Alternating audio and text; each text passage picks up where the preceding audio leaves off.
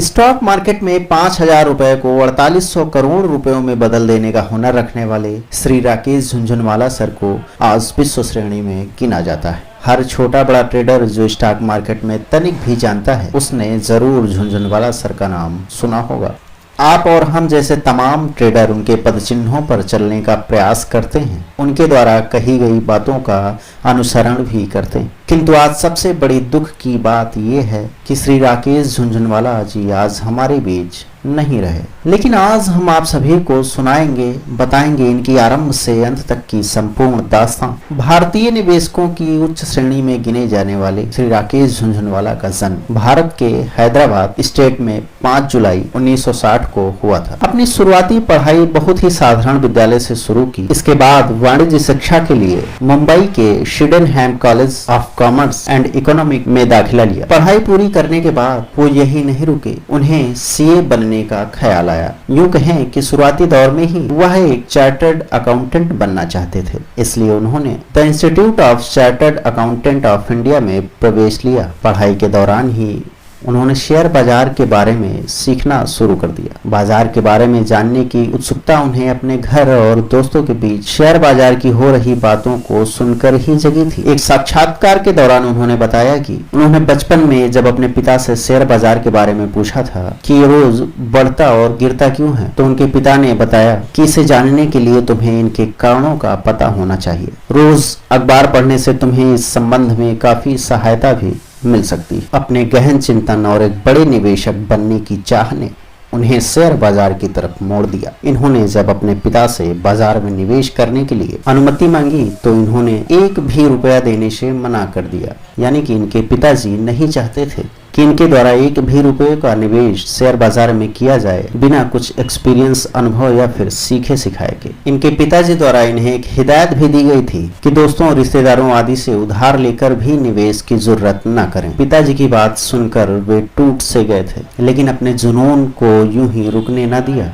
साल 1985 में जब अपनी खुद की गाढ़ी कमाई एकत्रित करके शेयर बाजार के दरिया में उतर गए, उस वक्त उनकी ओवरऑल कैपिटल थी मात्र 5,000 रुपीज, यानी 5,000 रुपए मात्र। शेयर बाजार में कमाई के अवसर देखकर उन्होंने अपने भाई के दोस्त से 1.25 लाख रुपए 18% मुनाफा देने के लिए ले लिए थे। वास्तव में झुनझुनवाला ने किसी को देखकर या उसकी बराबरी करने के चक्कर में पैसा बर्बाद होने न दिया। उन्होंने तमाम कंपनियों को अपने रिकॉर्ड में रखा और उन पर अपना एनालिसिस अच्छे से किया। यहाँ तक उन्होंने फंडामेंटली स्ट्रॉन्ग स्टॉक्स को भी वरीयता दी और उन्होंने टाटा टी और सेसा गोवा के कुछ शेयर्स खरीदे, जिसमें उन्होंने कम समय में एक बड़ा मुनाफा कमाया। साल 1989 में जब शेयर बाजार एक बड़ी गिरावट के मोड में था और लोग अपना पैसा लगाने से डर रहे थे, उस समय राकेश झुनझुनवाला ने अपने अनुभव के साथ बहुत बड़ी मात्रा में बाजार के ऊपर जाने की आशा के साथ निवेश कर दिया। और चमत्कार की बात यह है कि उनका अनुमान बिल्कुल सटीक निकला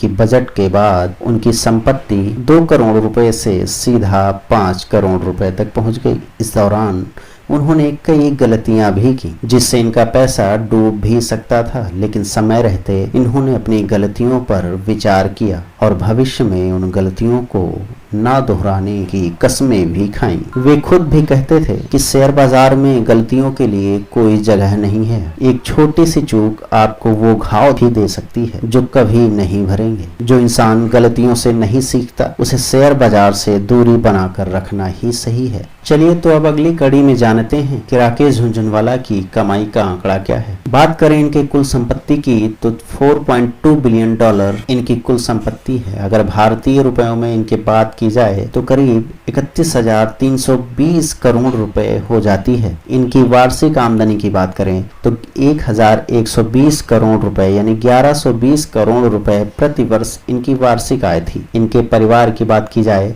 तो पिताजी श्री राधेश्याम झुनझुनवाला और माताजी श्रीमती उर्मिला झुनझुनवाला इनके माताजी और पिताजी थे। इनकी पत्नी रेखा झुनझुनवाला, जिनसे 2 बेटे और 1 बेटी है, आर्यमन और आर्यवीर तथा निष्ठा इनकी बेटे और बेटी हैं। मशहूर निवेशक तथा बिग बुल श्री राकेश झुनझुनवाला को वॉरेन बफेट की उपाधि दी जाती है। अफसोस कि 14 अगस्त 2022 का दिन सुबह 6:45 का समय जब इन्हें मुंबई के ब्रिज कैंडी हॉस्पिटल में भर्ती कराया गया, जहां डॉक्टरों ने इन्हें मृत घोषित कर दिया।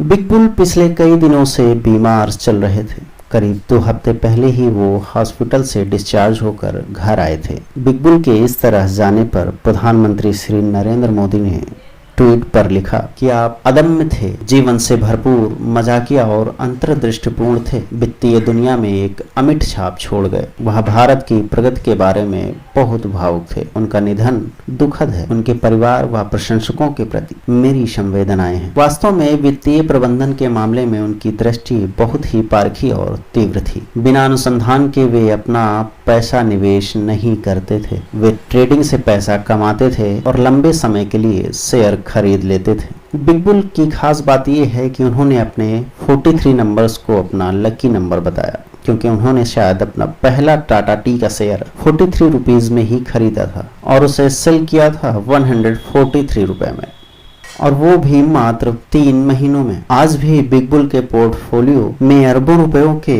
हजारों मल्टीनेशनल शेयर्स भी हैं। इनके पोर्टफोलियो की डिटेल में जानकारी के लिए आप कमेंट बॉक्स में लिख सकते हैं #बिग बुल। प्रस्तुत स्टोरी श्री संजीव सर की कलम से थी। छोटा ट्रेडर परिवार की ओर से भारत के वॉरेन बफेट कहे जाने वाले big bull Shri Rakesh Jhunjhunwala sir को अश्रुपूरित श्रद्धांजलि। ईश्वर उन्हें अपने चरणों में स्थापित करे। धन्यवाद।